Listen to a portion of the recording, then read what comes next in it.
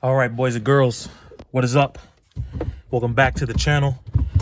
We are in the SRT4 today. We're gonna get this thing pulled apart. I'm actually looking forward to this. I'm ready to get this car back on the road. I'm going to go ahead and cut this thing on just so you guys can see exactly what it's doing in case anybody has this problem in the future. And as well, I just haven't heard this exhaust in a very long time. So I want to hear it, but it should fire up. Key fob works, so the battery should still be good. Let's get this thing cranked. Yeah.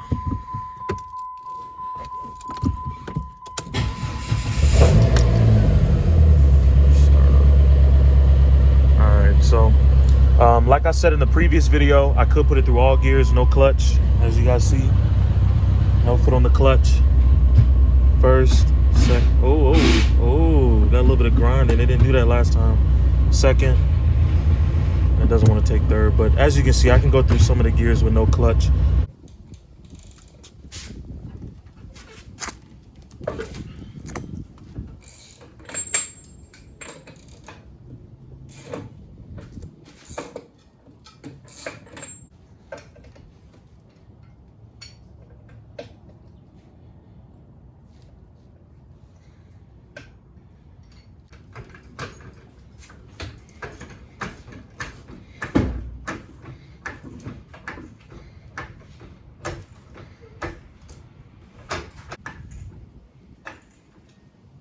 Careful with that one, because I do not want to strip this drain plug.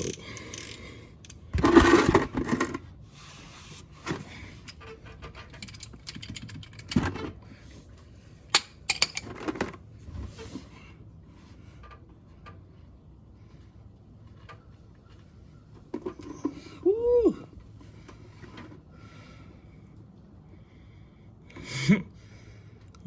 Looks like I needed some fluid anyway.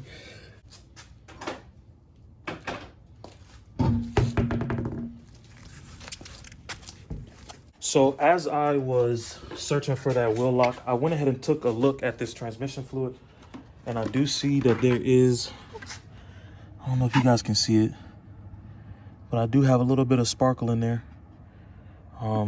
So I'm just going to assume and hope that that is just third gear, because this thing does have third gear grind. But I'm just going to assume that that is third gear. But like I said, we're about to pull this thing out just to be sure. So like I said, this is the portion of the transmission that's going to be coming off just this face right here. I'm going to have to disassemble this and get the hub out the way just to get it out a little bit easier. But that is the goal. That is the goal.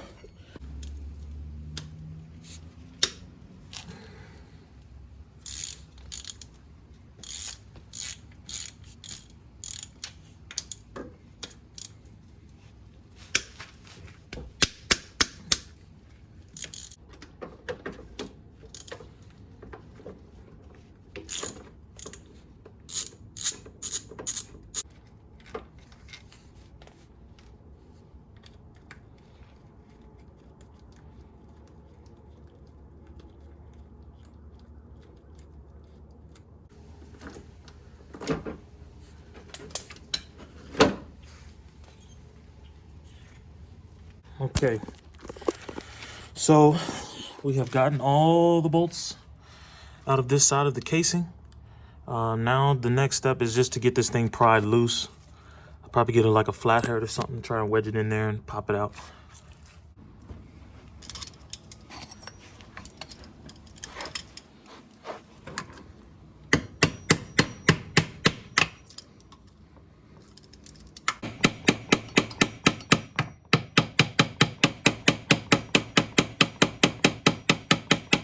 So as you've seen, I have started to get the transfer case apart. I'm thinking that I may have to actually take these brakes and stuff off. I didn't get this on camera, but I took out this last bolt here. It was right up here in the case. If I'm not mistaken, I believe that just holds all the gears in place to some extent. I don't know if that's exactly how it works, but to some extent, I do believe that that holds the gears in place because this thing still has some tension on the way out. So we're going to see if that freed it up and if we can get this portion of the transfer case out now.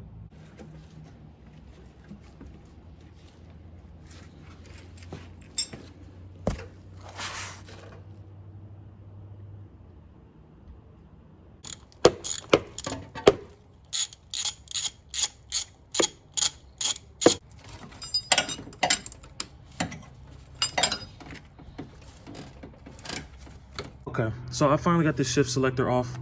I have no idea how I got this thing off in the first place. This thing came out like a bitch this time. But you don't have to fully remove the shift selector. I wanted to take it out just to kind of take a look at it, make sure there's no damage. But that AGP shift selector is holding up pretty good. I was probably supposed to do that first.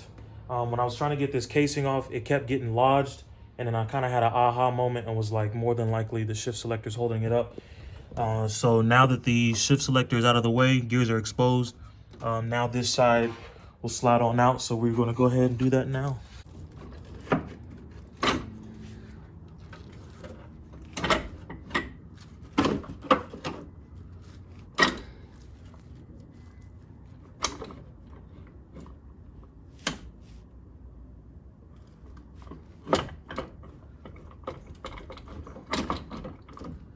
So gears are exposed. Now I don't really want to leave this hanging like this, but from what I'm seeing, I peeked in through the top as I pulled it out. My input shaft is completely intact. So the only other thing could be that diff. So let me figure out what my next move is going to be. Let me shine some light back there and see what I can see. Okay, guys and girls, so as you can see, we have the gears out. And like I said initially, my input shaft looks fine. No kind of play in it. I was expecting if it were going to be that this would have at least been broken off or something. And then I am looking in here. Once again, this back here is your differential gear. From looking at it, I don't see any type of damage to the teeth, at least not on this end. It could be some further off inside the casing. But I mean, I don't know. The clutch is still aligned. These inner walls of the input shaft bearing don't look too bad. I don't know if that's supposed to have that much play, but yeah, I mean, from what I'm seeing, from what we've done today, I don't really see anything wrong over here. I'm just kind of out of a loss, so that's why I'm just kind of lollygagging with my talking. I'm trying to think what else it could be. Like I said, it was either going to be the input shaft or the differential. So I mean, at some point in time, maybe later this week, I don't feel like taking this whole transmission out today, but maybe at some point in time, maybe later this week, I will go ahead and take the entire transmission out again so that we can take this diff out and take a look at it. But like I said, from what I'm seeing, I'm not seeing anything indicating any kind of broken teeth on the diff. And I mean, the gears look fine. The gears look fine. Input shaft looks fine. So we'll go from there. But I think this is where we're going to end this video off. Like I said, I don't really feel like taking the transmission apart or taking the transmission out today. We'll just leave it like this. I'm in no rush. So yeah, be on the lookout for the next part to this video, I guess. I appreciate you guys watching. Like I said, I'm actually kind of excited to have this thing out. I want to really learn a lot more about these transmissions and stuff. Because like I said, I'm ready to make some more power. Make this thing fast.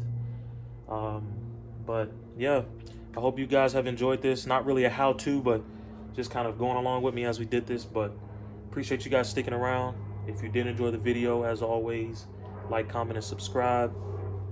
Grab you some merch. This shirt is rather old. This is my brainless work shirt. But grab you some merch, guys. Link will be down below. But yeah, I will catch you guys in the next video.